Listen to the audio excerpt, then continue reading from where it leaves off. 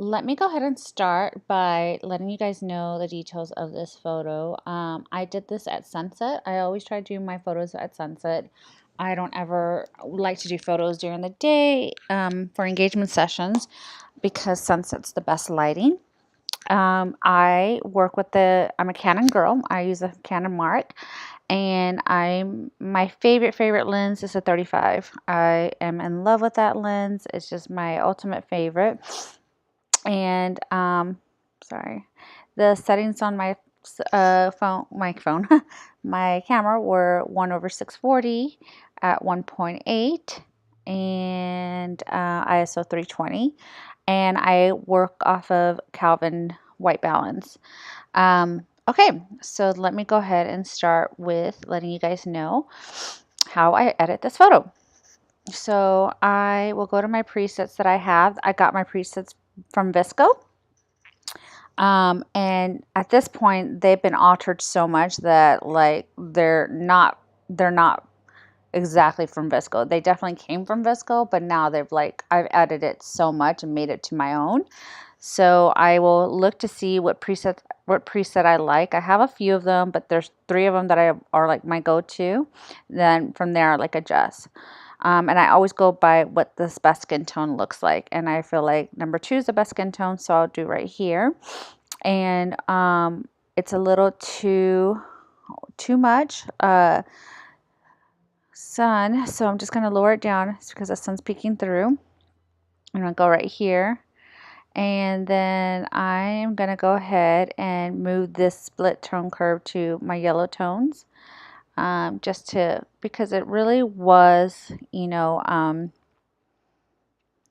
see, because the sun was really peeking through, so I kind of want that to be like the focus of this photo. So I like that, so I'm going to just go ahead and leave that there, and then I'm just going to lower my oranges right here because I just don't like the skin to look too orangey. I don't want them to look way too orangey, but again, the sun was gazing at them, so I do take that into consideration. So I'm just going to do that right there.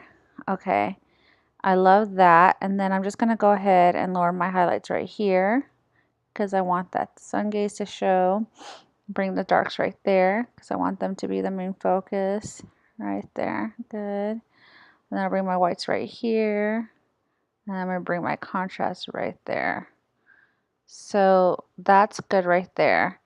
Now, what I really want to be the focus of this photo is the sun haze peeking through the trees. So what I'm going to do is use my brush tool and go to the dehaze and just use this and kind of just mark that right there just so I can get it down. Okay, it's a little too low, so I'm going to go bring it to like 55 right there and right here. I'm just going to do that.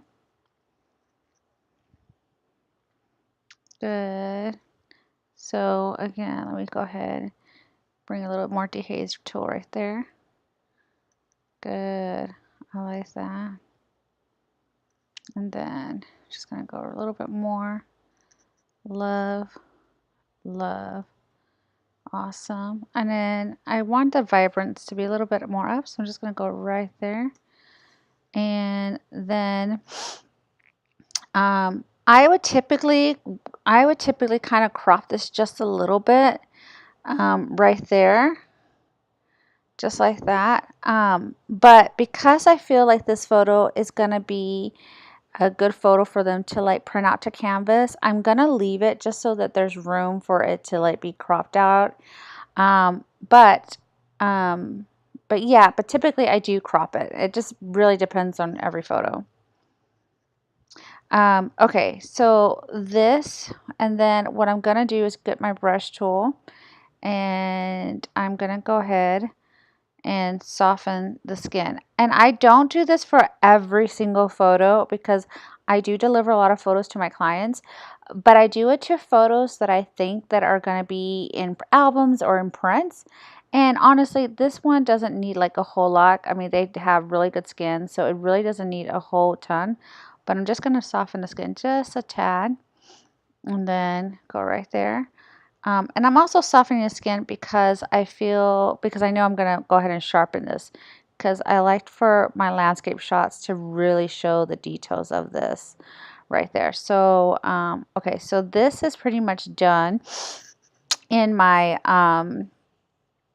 my Lightroom. Actually, it's not. Let me go ahead. I'm just going to go ahead and use this cloning tool right here. And do this right here because I don't like that sign. It's going to bother me. And then do it right there. And for small things, I'm able to use this in Lightroom, but for bigger things, I wouldn't be able to. So this might actually not be the best one for it.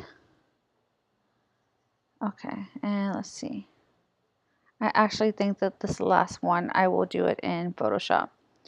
And I don't bring every single photo into Photoshop. I only bring photos that I feel like are photo album worthy or going to be in print and canvases.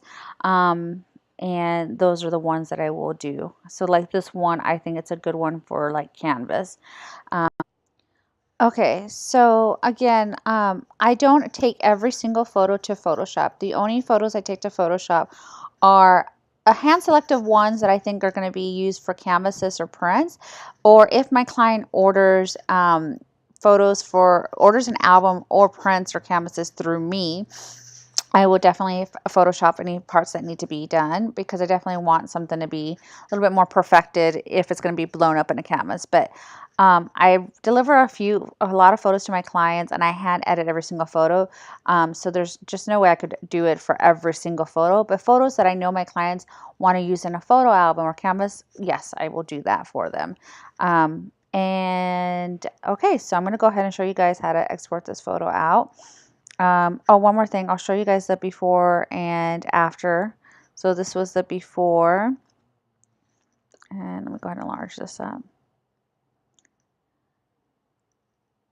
So that was the before, and then this is the after. So I definitely would say for me, my photos are given life and magic when during post-processing. Absolutely. I hope that my clients feel like it's magic too. Okay, so I'm going to go ahead and export this to Photoshop. So I'll go right here and I will resize it to 8 megapixels just in case I do print it out to a canvas, resolution at 300, and export this out. And then we go to Photoshop.